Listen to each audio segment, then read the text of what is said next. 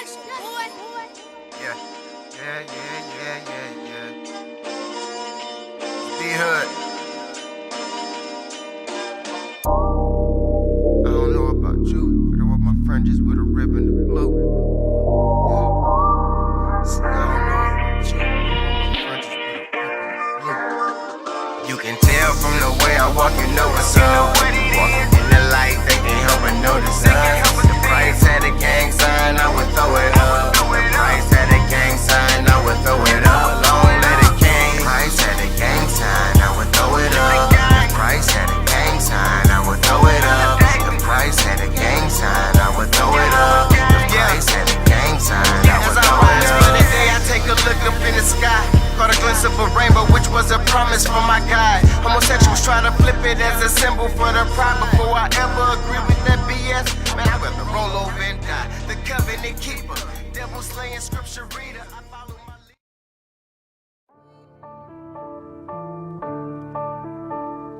Woe to you and your judgment, Jazzy. And woe just simply means destruction. Whoa. But you can't die cause you already dead. You in hell.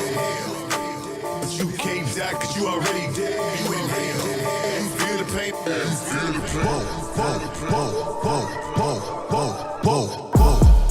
Whoa now. Whoa now.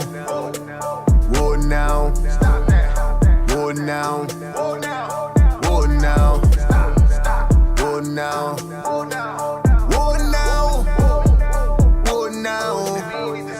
Whoa now. You're not counting your blessings. You need to make sure you're ready. You need to make some confessions. You do not know who you're testing. Whoa now. Whoa. Whoa. Whoa now. Whoa. Gasoline flow. Some of y'all got gasoline on. Some of y'all still getting your lean on. Some of y'all creep on the D-Lo. If you ain't get caught, would you even try to tell her? I hear Bobby grinding like it's Philly in Manila. You gon' take a loss, so either way you gotta fess up. Claim to get the lava, homie, faker than some pleather, nigga, shut up. You cannot really be serious. There is no truth in you, period. I am on point like a pyramid. You gon' find yourself up under a pyramid burning. You should be focused on learning. Why you get married if you was still burning? This is so sad, it is truly concerning. Lord, I just pray they don't land in the furnace, cause whoa. Whoa now. Whoa now. Whoa now. Whoa now. Whoa now. Whoa now. Whoa now.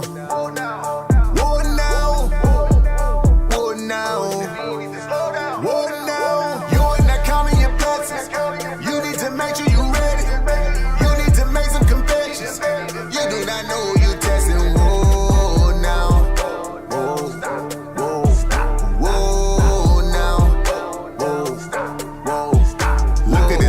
Ooh, he looks so perfect. Got on his fringes and everything working. Got on the cape and he got on the girdle. Got on a blue border of red and some purple. I swear that boy clean as some laundry detergent. What we don't know, he's as slick as a serpent. He hit the gatherings looking and lurking. Looking for tell, ain't concerned with the sermon. What is your purpose? What are you doing? Who are you fooling? Who are you screwing? What you pursuing? Why are you here?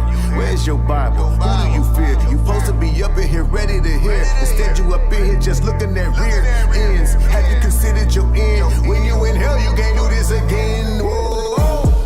Whoa now. Whoa now. Whoa now. Whoa now. Whoa now. Whoa now.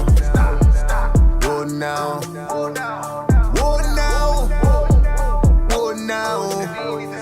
Whoa now. You're not counting your blessings.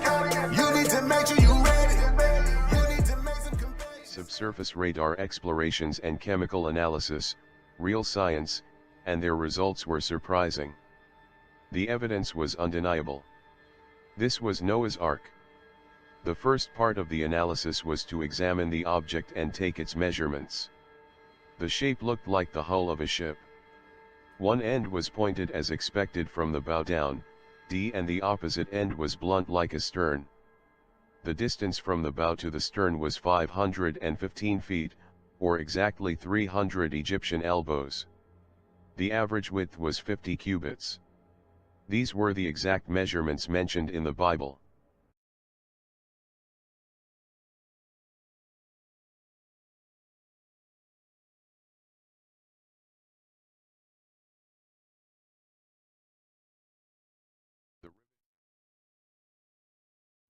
Often these stones had crosses carved in them, for centuries when the pilgrims made the trip to visit the Ark. Yes, the Ark was well known in the Middle Ages and even before. And its location was recorded in many historical documents. The huge anchors would have been suspended from the keel of the boat. This was a common practice among ancient sailors to stabilize a heavy ship and ensure that the bow always faces the looming waves. A heavy ship, like the Ark, could be easily capsized by a wave approaching from the side. This is further proof that Noah's Ark was a reality and that it has in fact been found in Turkey.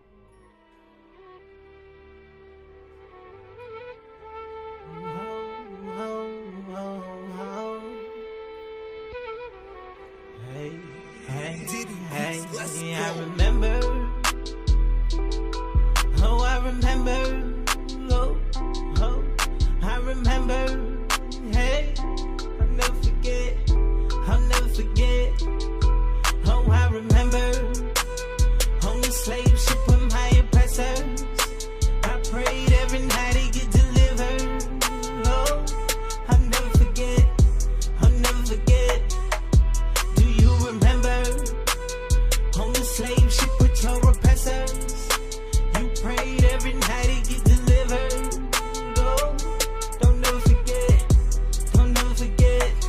Oh, it's sad how they take Brother Jake and throw him in the trash. Surely whole pressure makes a wise brother mad. Seeing all these things is cutting me really deep. Yet be wise as a serpent, you're nothing but just a sheep. Oh, I remember all the nights on the boat, man, it was cold. I took my daughter and I wrapped her like a coat to keep her warm and to give my girl some hope, yeah, to give her hope, yeah. Oh, I remember when they took my daughter, threw her in the water. I saw the sharks ate her up and bad. This video will prove the founding of the real Mount Sinai, as well as some other biblical artifacts and biblical truths that have been hidden from you all along. Now, the question you should be wondering is, why would they hide such a thing? Because they don't want you to know who your true creator is. And today, I'm going to be proving to you that the Exodus was in fact a true story and has a real location, as well as some other biblical artifacts and things as well. I'm telling you, this goes much deeper than you think. But as we go down, we see the caves of Jethro, and we see the caves, one of the caves of Jethro, or Moses' cave near Al-Bad, where in Jabal al-Lawz. And if we keep going and scrolling down, we see Dr. Kim standing in an entrance to the cave, and it says, what? Mount Sinai in Arabia. But let's keep going.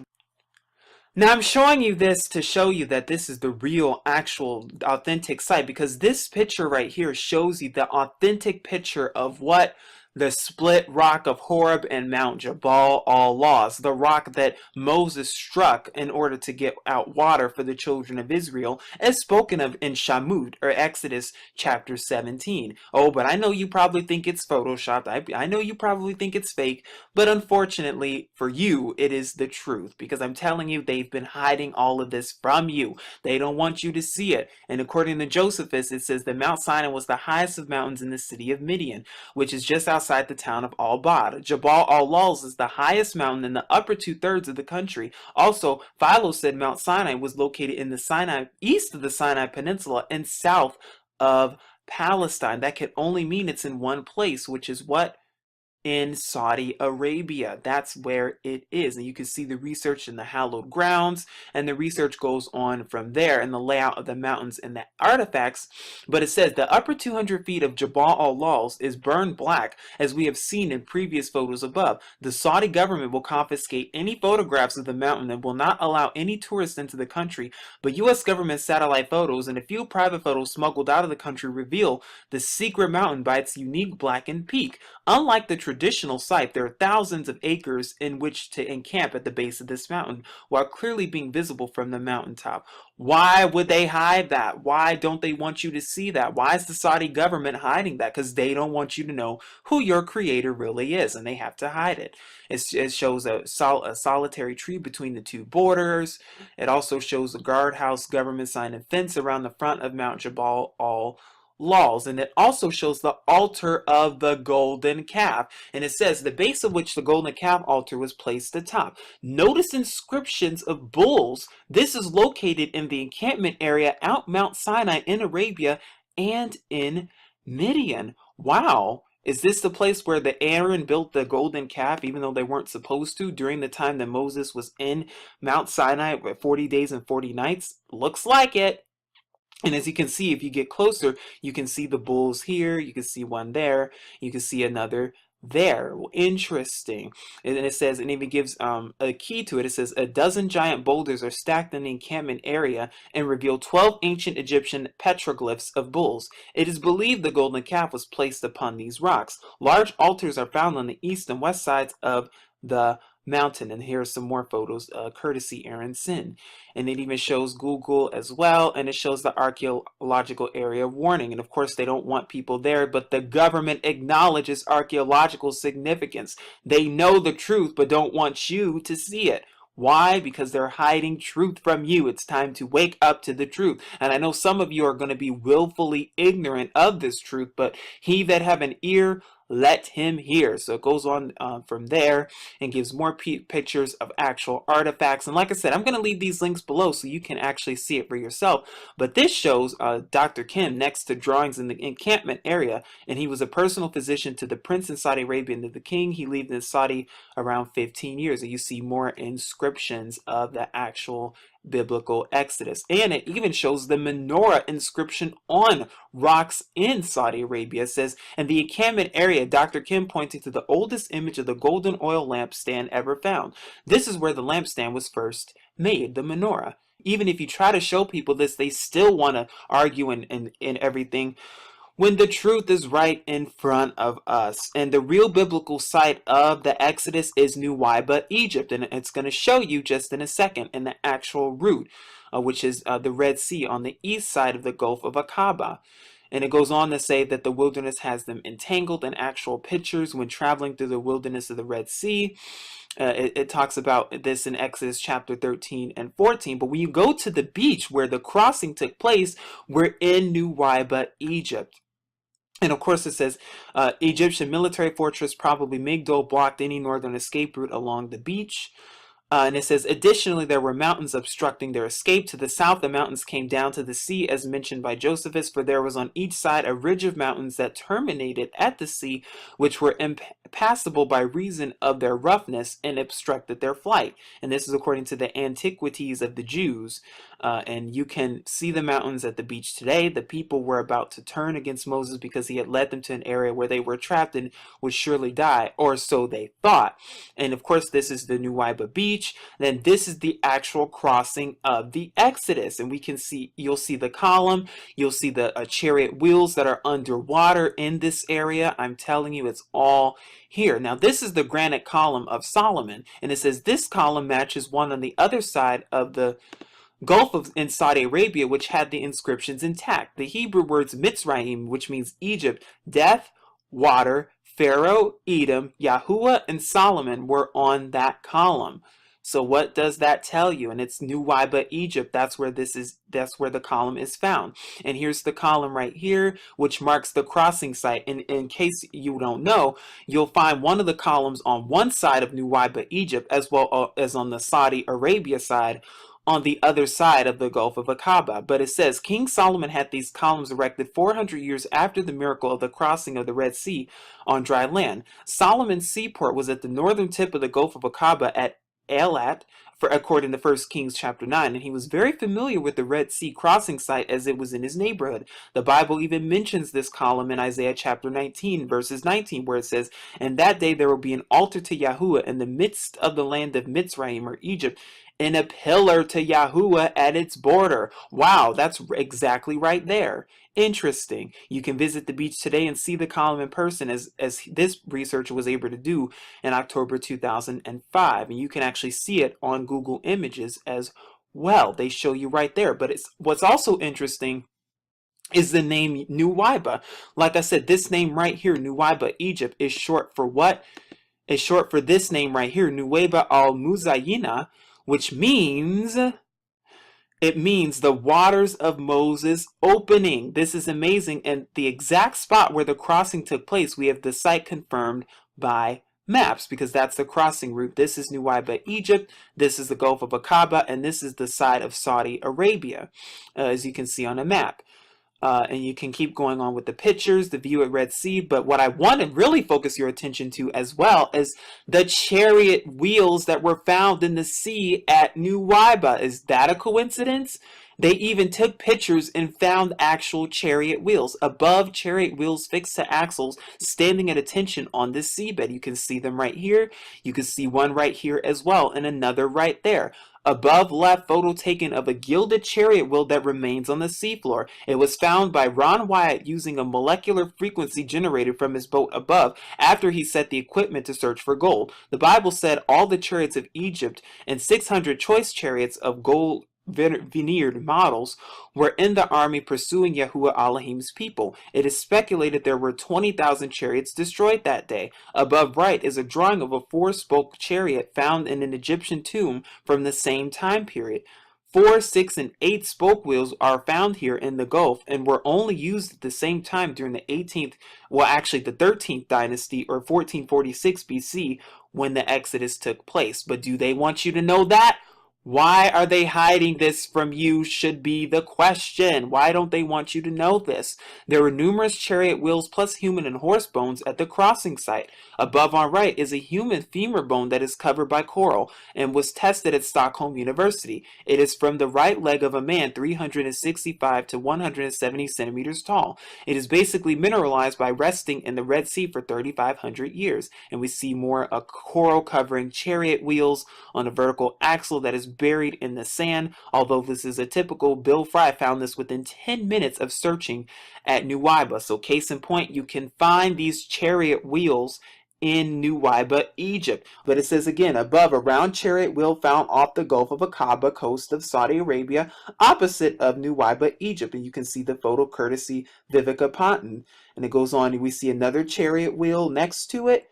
And it goes on and even has a documentary. I'm going to leave the links below so you can see it for yourself. And please do the research on this on your own and then come to your own conclusions. But for all you skeptics out there, yes, the Exodus is real. It is true. Egyptians have even written about the Exodus. And I'm going to tell you and prove to you just what I'm talking about. I'm going to turn your attention now to what's called the Ipuwer Papyrus, which is an ancient papyrus that was taken from Egypt and actually just so happened to quite well document the Exodus quite well and has many specific mentions of the Exodus. And I'm going to leave the link for this below too, but it says in the early 19th century, a papyrus dating from the end of the Middle Kingdom was found in Egypt. It was taken to the Leiden Museum in Holland and interpreted by A.H. Gardner in 1909. The complete papyrus can be found in the book Admonitions of an Egyptian from Hieratic Papyrus in Leiden. The papyrus describes violent upheavals in Egypt, starvation, drought, escape of slaves with the wealth of the Egyptians, and death throughout the land. The papyrus was written by an Egyptian named Ipuwer and appears to be an eyewitnessing account of the effects of the Exodus plagues from the perspective of an average Egyptian. And if you want a lengthier discussion of the papyrus and the historical background of the Exodus, see Jewish Action Spring 1995 article by Brad Aronson entitled When Was the Exodus? Of course, be very careful because so-called Jews, they do lie because the real Jews are so-called black people. But anyway, let's keep going. It says, Ipuwer Papyrus, Leiden 344. It says, according to 2, verse 5 and 6, plague is throughout the land, blood is everywhere. 2:10, the river is blood. Men shrink from tasting human beings and thirst after water. That is our water. That is our happiness. What shall we do in respect thereof? All is ruin, which happens to match a bunch of what the Torah says in Exodus or Shamut chapter 7 verses 20 to 24, where it says all of the rivers of the water returned to blood. There was blood throughout all the land of Egypt, and the river stank, and all the Egyptians dug around the water for river to drink, for they could not drink of the water of the river. And you still think that this is a fake? You better wake up. But then, like I said, you can match it from in the Torah and what Exodus says, and here's chapters 9 and 10. But it goes on to say, for in the Ipuwer Papyrus, forsooth, gates, columns, and walls are consumed by fire. Lower Egypt weeps. The entire palace is without its revenues. To it belong by right wheat and barley, geese and fish. Forsooth, grain has perished on every side. Forsooth, that has perished which was yesterday seen. The land is left over to its weariness like the cutting of flax. Then it says, all animals their hearts weep, cattle moan. Behold, cattle are left to stray, and there is none to gather them together. And this is, of course, the equivalent in Shamut in Exodus chapter 9, where it says, the hand of Yahuwah is upon thy cattle which is in the field, and there shall be a very grievous sickness. Gather thy cattle and all that thou hast in the field. And he that did not fear the word of Yahuwah left his servants and cattle in the field. The land is without light, according to the Epira Papyrus and according to the Torah in Shamut chapter 10 verses 22. And there was a thick darkness in all the land of Mitzrayim, or Egypt. And it goes on to say, forsooth, the children of princes are dashed against the walls. Forsooth, the children of princes are cast out in the streets. The prison is ruined. He who places his brother in the ground is everywhere. It is groaning throughout the land, mingled with lamentations. And according to Shamut, or Exodus chapter 12, it says, and it came to pass that at midnight Yahuwah smote all the firstborn in the land of Mitzrayim, or Egypt, from the firstborn of Pharaoh that sat on his throne to the firstborn of the captive that was in the prison. There was not a house where there was not one dead. There was a great cry in Egypt, just like as the papyrus says, there was groaning throughout the land. And mind you, this Epira Papyrus, this is an actual document. It's real. It is a real document. This is by an actual Egyptian who had first-hand account of the Exodus. So we know it's not a lie. It's the truth. It actually happened. But it goes on to say in the Epira Papyrus, behold, the fire has mounted up on high. Its burning goes forth against the enemies of the land. And then in Exodus chapter 13 verses 21, it says, by day in a pillar of cloud to lead them the way, and by night in a pillar of fire to give them light, to go by day and night. Wow. And then it says, gold and lapis lazuli, silver and malachite, carnelian and bronze are fastened on the neck of female slaves. And then this says in Exodus chapter 12 verses 35 to 36, and they requested from the Egyptians silver and gold articles and clothing, and Yahuwah Elohim made the Egyptians favor them, and they granted their request. The Israelites thus drained Egypt of its wealth. Now this rock that you're looking at is the rock that's called Femin Stele, and what it means is that this rock details in Egypt, and this is found in the island of Sahel in Egypt, the rock of the 7-year famine that was spoken of in the book of Genesis during the time of Joseph. And this is the actual inscription of the rock and how it looks. And later on I'm going to take you to what it says, but I want you to see just for yourself just how they're finding real biblical artifacts, and that this stuff, no, it's not photoshopped, no, it's not a lie, but you could keep sitting there thinking it is, even though the truth says otherwise.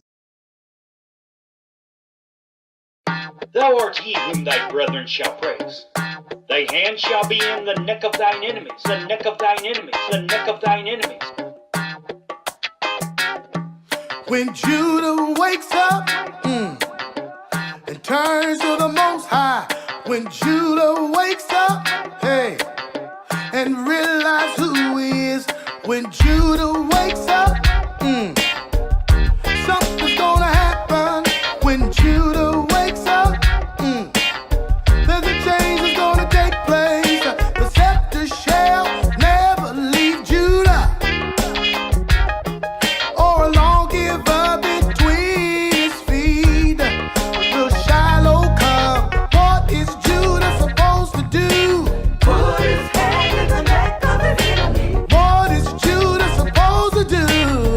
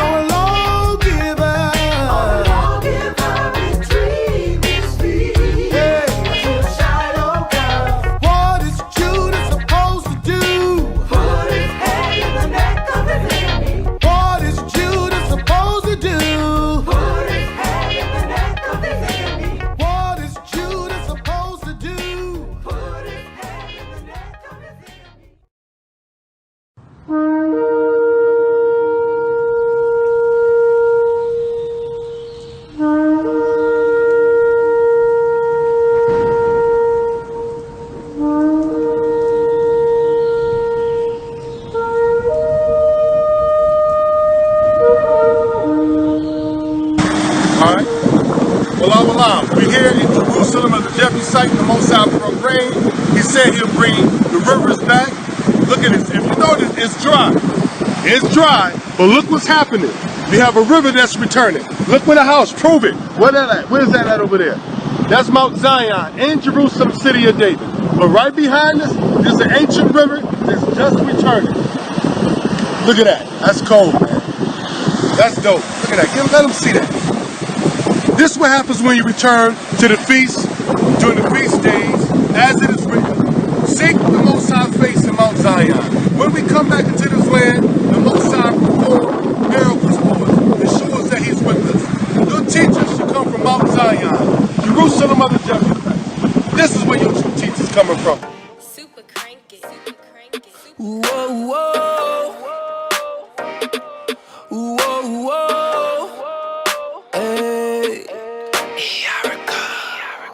Hey.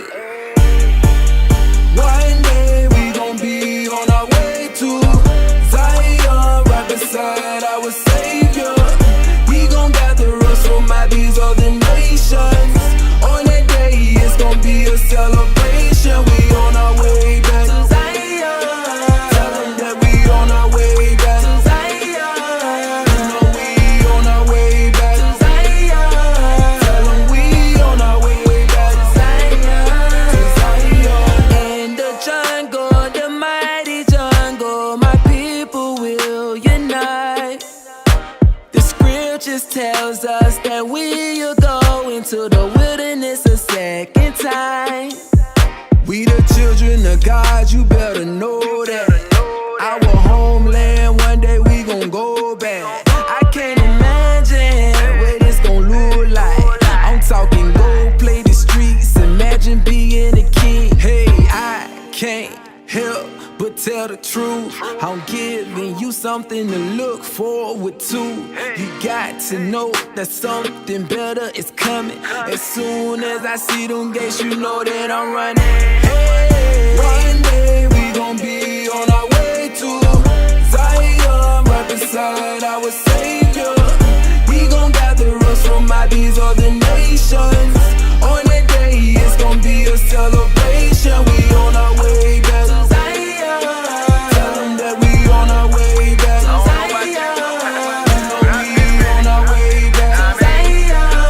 Tell them we on our way back to Zion.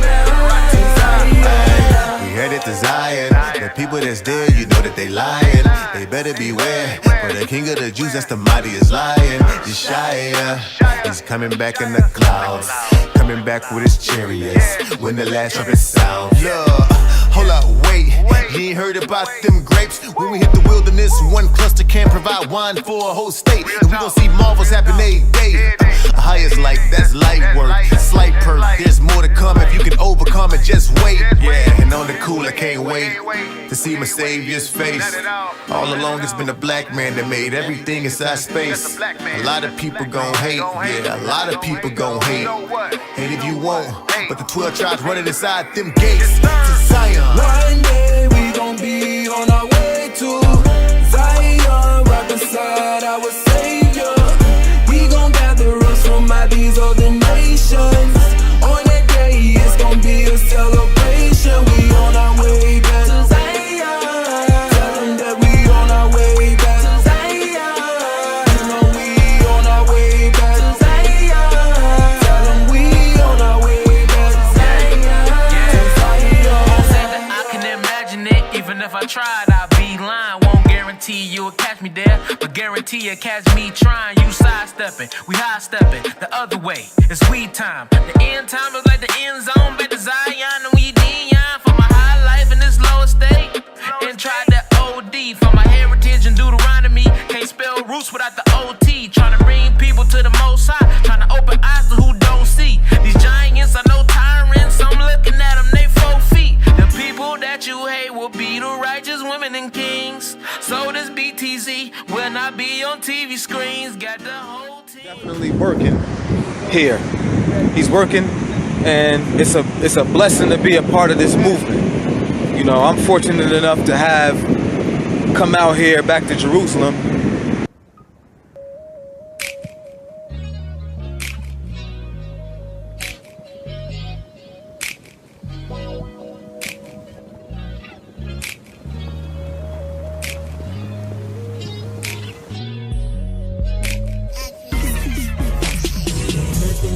first time. Nothing like the first received this truth, made it blow my mind. I got my rules in here, putting the truth in the air. Destruction is coming, man, you better speed it. Ain't nothing like the first time. Nothing like the first received this truth, made it blow my mind. I got my rules in here, putting the truth in the air. The kingdom's coming, man, you better speed it. I was smoking blunt and shot, got some ollie, start spitting out of some kind of scholar. Say you Ebo, so you a Jew. I got goosebumps, I had to call my mama. He linked me with this video, 5-hour long video. Couldn't stop watching this video, telling me things I never heard before. I got the fire Elias, calling all the pastors liars. Yeah, I got juice to told Satan too. Your time is expired. I got puffed up, really puffed up. Wish I could take back some of them convos. I was cutting up, really cutting up, but I wasn't telling no lies though. I found out why my life was dookie. Had to call my brother Dookie. He turned to Christ back in high school. I had to tell him who the real Jews be. Judah, real Judah. Our land had intruders. Revelations 2:9. Christ talking to us. Now I got hope. I'm worth it. I got purpose. It's the Bible that I quote. Now I'm cutting like a surgeon. Revelations 2 and 4. 2 and 4 through 5. That's where my Savior told me go. Told me go, but why? Shalom, shalom, shalom. First, I want to give all praises and honor to the Most High, the God of Israel, and His only begotten Son, who the world ignorant call Christ, we call Yahweh Shai. So I want to give all honor and praise to Him. And just do this topic about Israel, because our land, Jerusalem, it's like our homeland. The first time I go there 4 or 5 years ago, this is what the land looked like, desolate. You understand me? This was the first couple of years ago there. That's how desolate the land looked. You understand me? And these other pictures what I get as soon as yesterday with other brothers in Israel show you how the land looked today. This is how the land looked today. I get those pictures yesterday, which was the 18th of March. You understand me? And that's how the land looked. Look how green the land looked. You understand me? Because what? Zion is awake. You understand me? Zion children awake, so the land is awake. The land is awake. I take a look up in the sky, caught a glimpse of a rainbow, which was a promise from my God. Homosexuals try to flip it as a symbol for their pride. Before I ever agree with that BS, man, I'd rather roll over and die. The covenant keeper, devil slaying scripture reader. I follow my leader, Yeshua the kingdom redeemer. You claim that you need him, but don't really truly believe him. Faith is weak as the autumn leaves approaching the winter season. You can tell from the way I walk, you know what's up. If Christ had a gang sign, I would throw it up.